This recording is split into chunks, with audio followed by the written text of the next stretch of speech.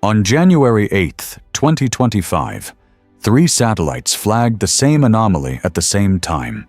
Not one satellite, not 2. Alpha, Bravo, and Charlie, ESA's entire swarm constellation.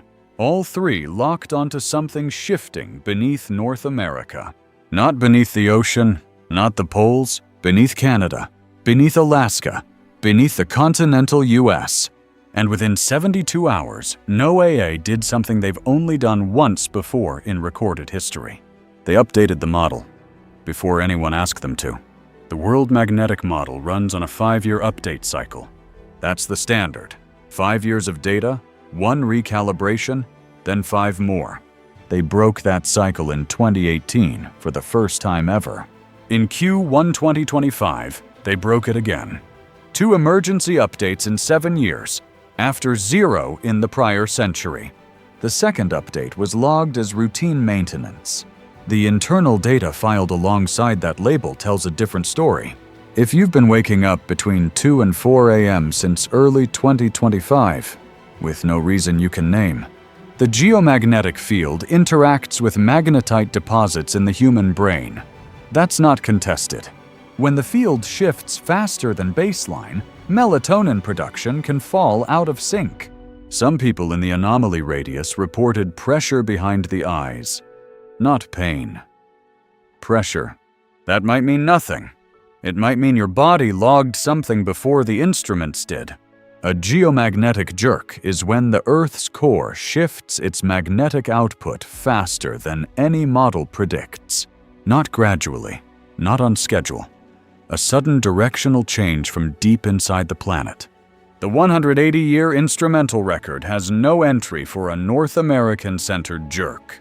0 entries in 180 years of logged, documented, filed data. What Swarm logged in January 2025 has no precedent in that entire archive. NOAA's public statement called it standard recalibration. The magnetic North Pole is moving, and we're keeping the model current. That's the exact language. Here's what the actual data shows. The rate of change, NOAA, logged internally is not consistent with standard pole drift.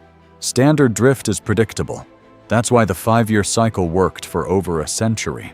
What triggered the early update was not drift. It was acceleration beyond model capacity. The field is moving faster than the system built to track it can process. Not behind the curve, not lagging, outside the operational range of the model entirely. They had to rebuild mid-cycle because the old model couldn't keep up. If you've made it this far, you already know something's wrong. Not with the framing, with the numbers themselves. Because here's what the filed data says that the press release left out. The acceleration is North American-centered, which is not how magnetic north drift works. Pole drift is global. What NOAA logged is localized, concentrated. A localized geomagnetic jerk beneath a single continent has no historical comparison. Localized means it's not coming from the pole moving. It's coming from below. What's below North America that could generate this is the part no one has explained. Military GPS systems are calibrated to the World Magnetic Model. So is FAA aviation navigation. So are nuclear submarine inertial systems. When the field jerks faster than the model can track, those systems read wrong coordinates. Not wrong by miles, wrong by fractions that compound over distance and time. A submarine navigating by inertial reference in a jerk event window is reading from a map that's already wrong.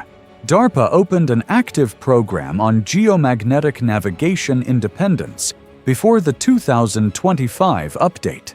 The program's stated goal is navigation that doesn't depend on the magnetic field at all. You don't fund a replacement for a tool that's working correctly. The FAA's official position is that current systems have sufficient redundancy. GPS, ground-based signals, inertial backup. Multiple layers of verification. Here's what the data actually shows about redundancy in a geomagnetic jerk event. Ground-based navigation signals are calibrated to the same World Magnetic Model. When the model is wrong, Every system calibrated to it runs the same wrong numbers. 2 layers. 1 error source. That's not redundancy. That's a single point of failure. The Cascadia subduction zone runs directly beneath the jerk anomaly region. Last episode established the northern segment is locked at 0.82 coupling coefficient. FEMA's public baseline is 0.5. The gap between those two numbers is not a rounding error. 14 slow slip events were logged on Cascadia between 2022 and 2025. Geomagnetic jerks are linked to core mantle boundary events.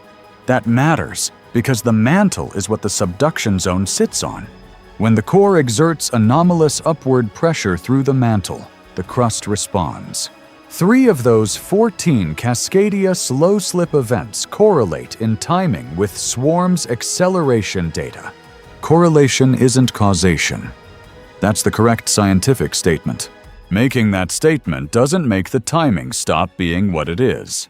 If you're within 400 miles of the Pacific Northwest coast, think about the past 6 months. Fatigue that doesn't lift, sleep that doesn't stick, pressure you can't locate. Some people in the signal radius reported all 3. Others reported nothing at all. The field doesn't affect everybody the same way. Sensitivity varies. But if something has felt off since early 2025, you're not the only one. A 2023 paper from the University of Washington documented avian disorientation events along the Pacific coast. Birds navigate by magnetoreception. The geomagnetic field is their positioning system. 3 separate disorientation events were logged along Oregon and Washington between 2022 and 2025. Birds flying wrong directions, flocking behavior outside seasonal norms, off-pattern landings. The paper attributed these events to localized magnetic anomalies of undetermined origin. Undetermined origin. In a region sitting directly above the 2025 jerk epicenter. Human brains contain magnetite deposits. That research is documented, not disputed. Study of human magnetoreception is incomplete. Incomplete doesn't mean absent. And still the birds were off course before any satellite confirmed the field had shifted. Something registered in their biology before the instruments caught it. ESA's public summary of the swarm data describes the January jerk as within observed variability. That's the exact phrase, within observed variability. Their own 180-year archive contains 0 North American jerk entries. Within observed variability is being used to describe an event that was never before observed. The phrase is technically accurate to the letter and completely misleading in effect. Here's what you need to sit with before this ends. Everything up to this point has framed this as something incoming, a threat building, a threshold approaching, a system about to fail. That framing is wrong. The jerk already happened. January 8, 2025 is not a future date. The field already moved. Every system calibrated to the old model was reading wrong coordinates during the event window. The Cascadia fault is still loaded. Loaded before the jerk. More loaded now. You're not waiting for something. It happened months ago, while no one told you. The warning systems were recalibrated quietly, without any public advisory, before most people heard the word swarm. No public alert was issued. There was no advisory, no briefing, nothing released outside institutional channels. The updated model went to defense contractors, to FAA internal systems, to submarine navigation offices. It did not go to you, which means someone decided what you needed to know, and decided this wasn't it. You already know the field is moving faster than any recorded data can explain. The Cascadia fault sits at a number FEMA still hasn't published. Birds were wrong before the instruments confirmed anything.